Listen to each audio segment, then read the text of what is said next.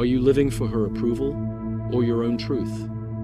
Are you the man who texts too eagerly to a woman whose silence cuts deeper than any blade?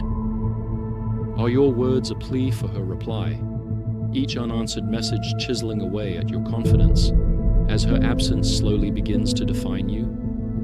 In the silent depths of a man's soul, where the world's clamor fades and the heart speaks its unfiltered truth, there lies a sacred battleground, not against others, but against the shadows of his own surrender and silent betrayal of himself. This is not a lament for love lost or a charge against women, but a piercing call to gaze inward, to unearth the man you were before you traded your essence for the fleeting warmth of another's approval and your yearning to be seen. To embrace solitude is not to flee from love, but to forge a self so whole, so unyielding, that it radiates a presence no gaze can diminish. This is the path of the unshackled man, a journey through the crucible of aloneness, each step forward, forging you into a sovereign force that reshapes his bonds with women and the world.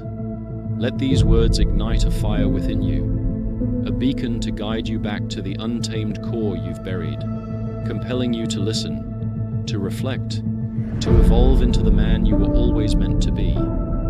Every man, as he gazes into the eyes of a woman he believes holds the key to his wholeness, at some point arrives at an unseen crossroads.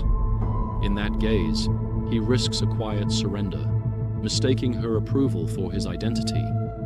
He faces a choice, to stand as himself or to bend beneath the weight of another's expectations.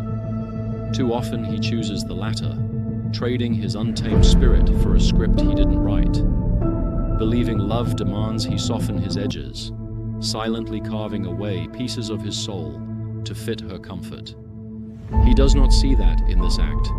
He hands her the pen to write his story and determine his worth, trading his wild, uncharted spirit for the hope of her reply. This is not her fault, but his forfeiture, a moment where he chooses her validation over his own voice, a surrender born of the myth that love completes what was never broken. The older man also knows this wound, though its shape has changed. Are you the husband who sits in the quiet of a marriage grown stale, your once vibrant dreams dulled by years of playing the provider, the peacemaker, beside a partner whose laughter has faded as you began to wonder when your steady reliability became a cage in service of the predictable echo of her desires? Once you were a storm of ambition, a force of unapologetic desire.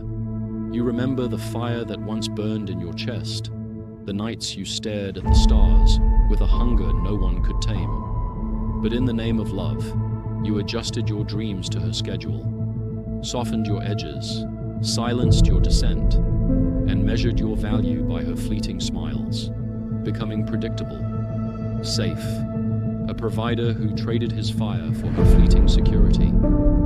You became the safe harbor she no longer seeks, not because she is cruel, but because you traded your sovereignty for a role you thought she needed, for a script which you never wrote. In doing so, you became a shadow of the man who once made her heart race, a ghost haunting his own life, not because she demanded it, but because you believed love required it. This is the subtle theft of sovereignty, not stolen by her, but given freely by you. To seek love as salvation is to hand over the reins of your existence, to let another's gaze sculpt your soul. The man who molds himself to her expectations, whether by chasing her whims at 20 or sculpting his life around her needs at 50, betrays his own becoming. He mistakes sacrifice for nobility, compromise for maturity, and in each concession, he carves away a piece of his soul. Consider the moments you stayed silent when your truth demanded your voice, fearing her disapproval would unravel you. On the moment you said yes when your heart screamed no, when you softened a truth to avoid her tears, when you stayed silent to dodge her disapproval, or how you adjusted your dreams to her timetable.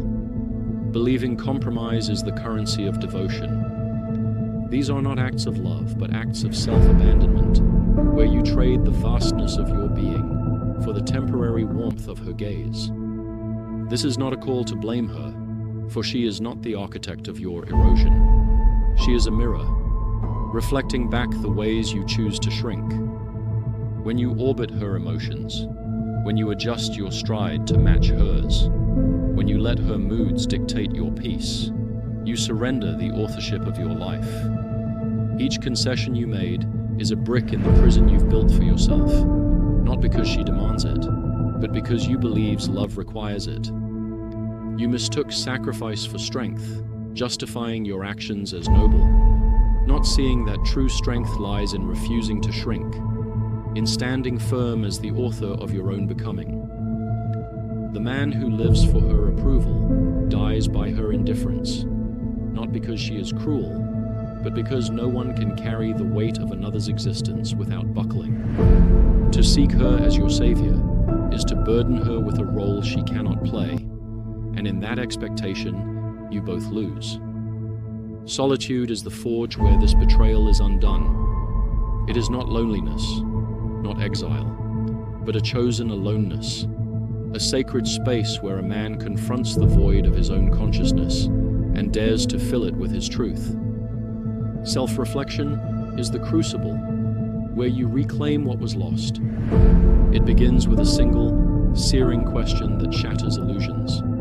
Who am I when no one is watching? Here, in the silence, he meets the boy who once dreamed without permission, the man who knew his worth before the world taught him to doubt it. Look at the moments you bent, when you apologized for your truth, when you chased her validation, when you let her disappointment define you. These are not failures, but signposts, pointing you back to the untamed core you've buried beneath layers of pleasing. To evolve is to refuse the lie that love completes you. Solitude strips away the masks you've worn, the pleaser, the performer, the safe bet, revealing the raw, unshackled core beneath. It is a crucible, burning away the lies you've told yourself, that you need her love to be whole, that her approval is your anchor, that your value lies in her eyes, that you are enough. This embrace of solitude is the cornerstone of individuation, the maturation of masculine consciousness. It's not a rejection of connection, but a reclamation of self as the source of meaning.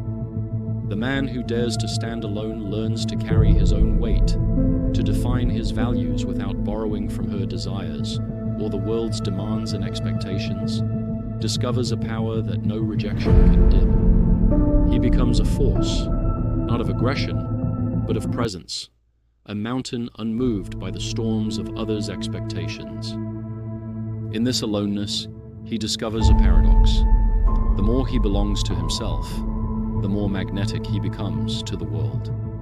He does not chase her affection. He invites it, offering love not as a plea, but as an overflow of his own fullness, as a gift, not a bargain or transaction, loaded with hidden expectations. When he speaks, his words carry the weight of truth, and a man who knows himself, not the desperation of need or of one seeking to be seen and known. He is the man who laughs freely, who loves fiercely, who lives boldly, because he knows his worth is not contingent on her response. When he stays, it is because he chooses to, not because he fears her absence.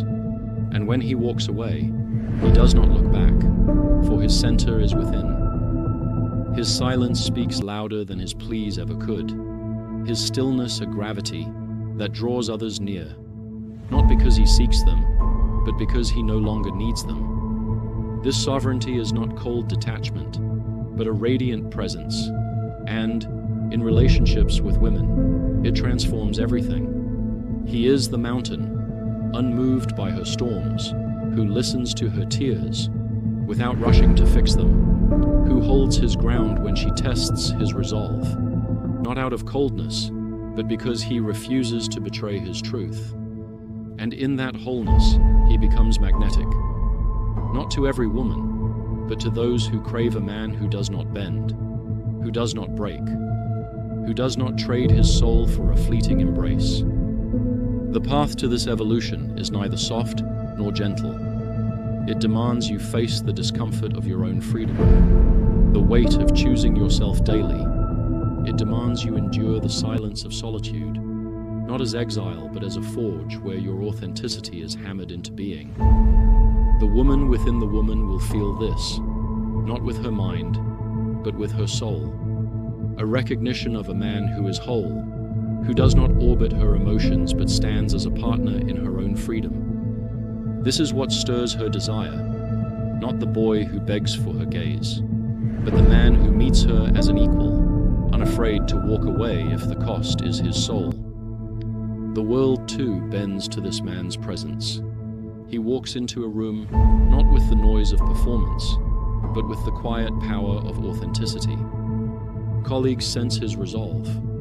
Friends lean into his clarity. Strangers feel the unspoken weight of a man who does not apologize for existing. He is not reckless, but rooted. Not arrogant, but assured. His solitude has taught him that his worth is not contingent on applause, and this frees him to act with purpose, to speak with conviction, to live with a fire that no rejection can extinguish.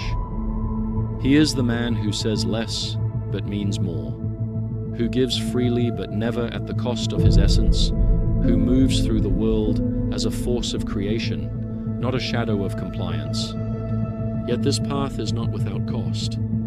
Solitude demands courage, the courage to face the anguish of your own freedom, to endure the silence that reveals your fears, to stand firm when the world begs you to bend.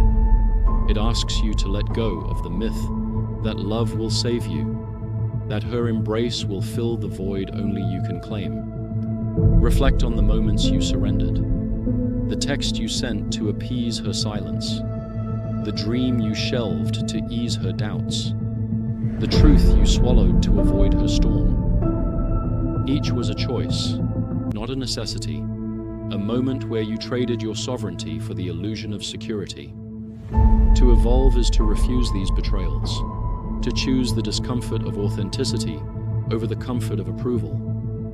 This refusal is not loud but quiet, a series of small, deliberate acts that reshape your soul.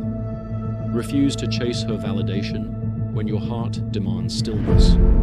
Refuse to soften your truth to keep her calm.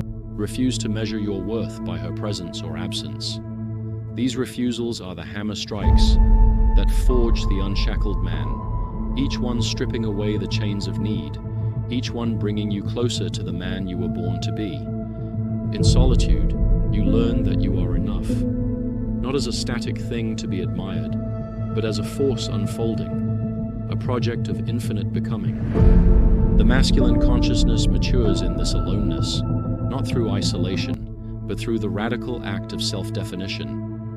It is the boy who dreamed of stars growing into the man who carries their light within him. It is the lover who once pleaded for her gaze, becoming the partner who meets her as a sovereign equal. It is the worker who once toiled for approval, becoming the creator who shapes the world from his own vision. This maturation is not a rejection of love or connection, but a prerequisite for their truest forms. Only the man who knows himself can love without losing himself, can engage the world without dissolving into its demands. And so, to the man listening, know that your solitude is not a sentence, but a sanctuary. It is the forge where your soul is tempered, the silence where your truth is born. Step into it willingly, not as a retreat, but as a reckoning. Ask yourself, who am I when her eyes are not upon me? What do I choose when no one else decides? In these questions, you will find not just answers, but a presence. A man who walks with the weight of his own gravity, who loves without clinging, who lives without apologizing. This is the unshackled man, not a myth, but a reality you can claim. moment by moment, refusal by refusal. This is your awakening, not to dominance or detachment, but to the holy stillness of a man who belongs to himself. You are not here to be chosen. You are not here to be completed.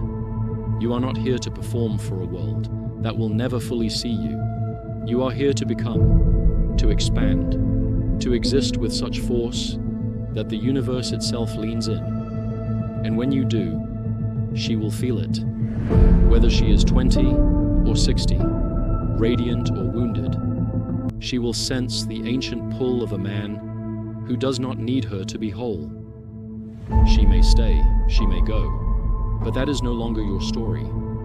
Your story is you, the man who chose solitude, who forged his soul in its fire, who emerged not as a shadow, but as a light.